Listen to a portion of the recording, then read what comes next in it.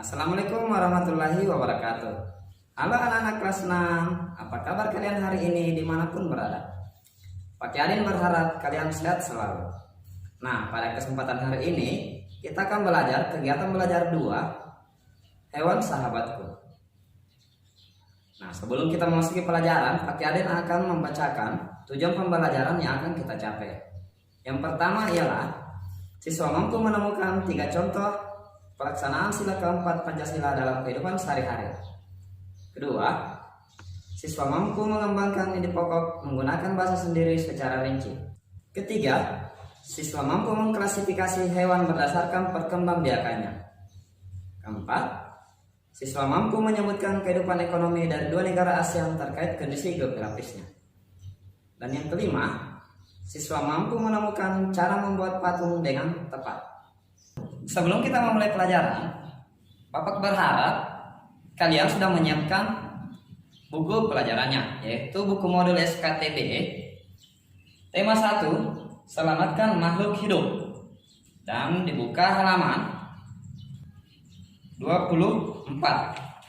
Halaman 24, kegiatan belajar 2, hewan sahabatku. Baiklah anak-anak, sekarang kita masuk kepada materi kita yang pertama.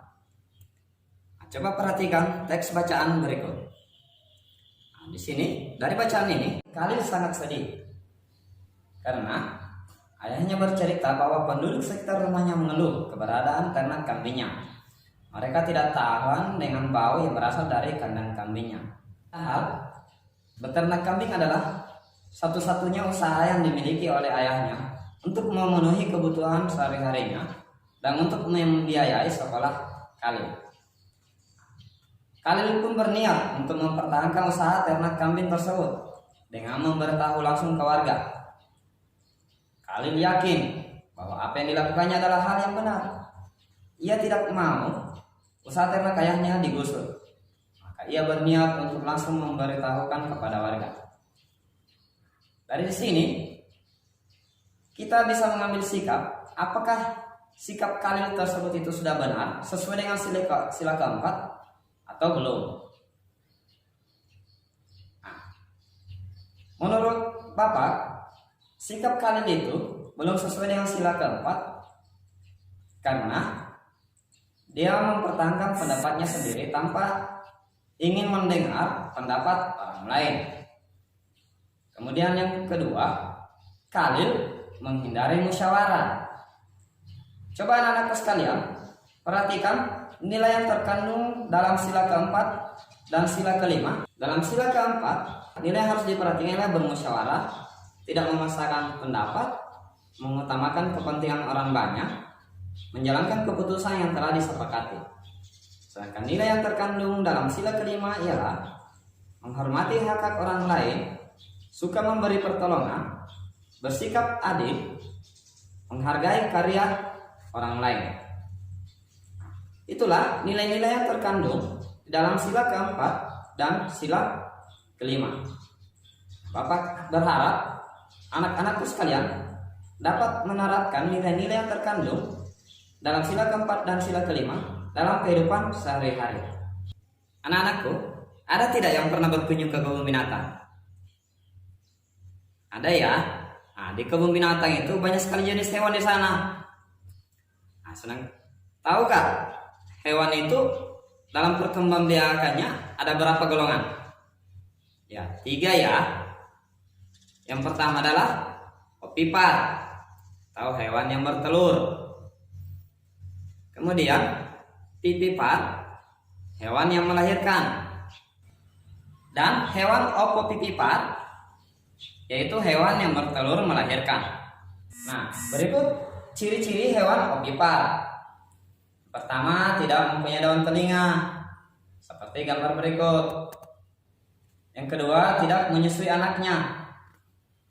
Ada tidak yang pernah melihat ayam menyusui anaknya?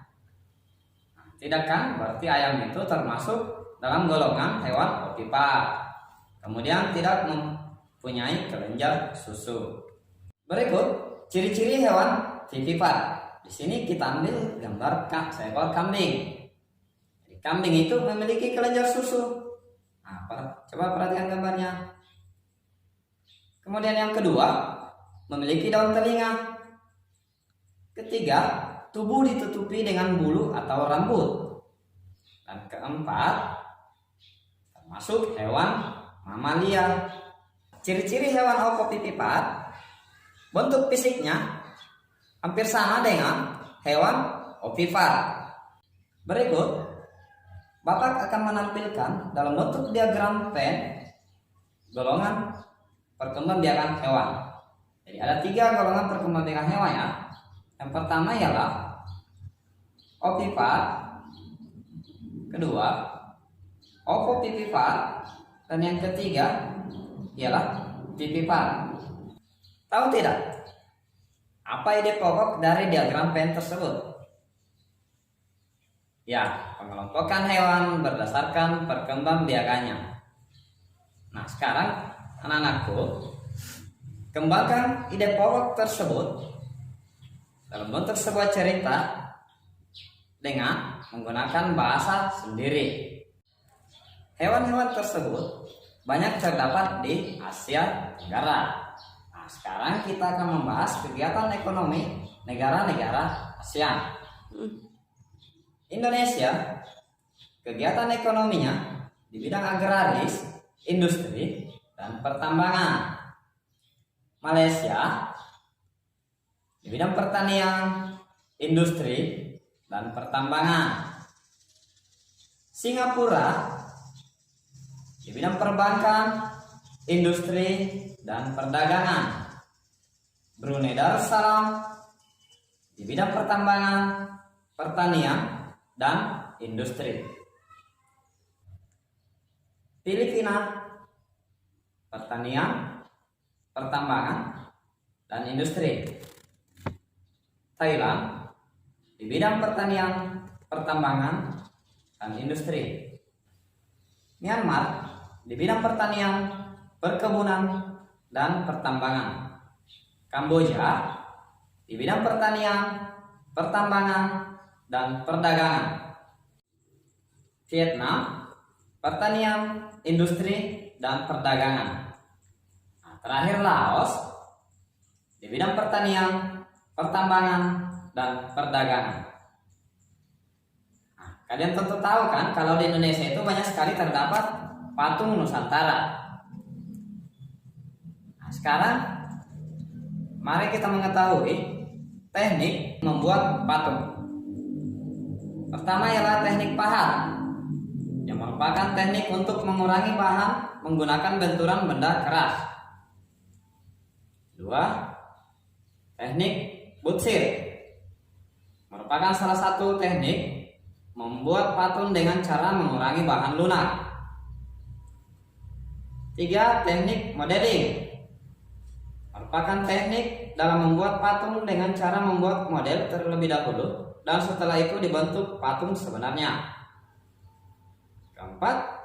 Teknik cor, membuat patung karya seni dengan membuat cetakannya terlebih dahulu, lalu bahan adonan cor dituangkan ke dalam cetakan.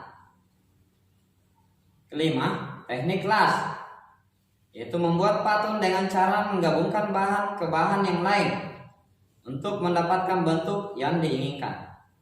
Nah, itulah tadi beberapa teknik dalam pembuatan patung. Setelah kalian mempelajari kegiatan belajar 2 hewan sahabatku, tugas kalian di rumah ialah mengerjakan lembar tugas yang terdapat pada halaman 29. Setelah itu, kalian wajib menyerahkan hasil kerjamu kepada gurumu masing-masing. Demikianlah materi yang sempat Pak Adin bawakan pada kesempatan hari ini.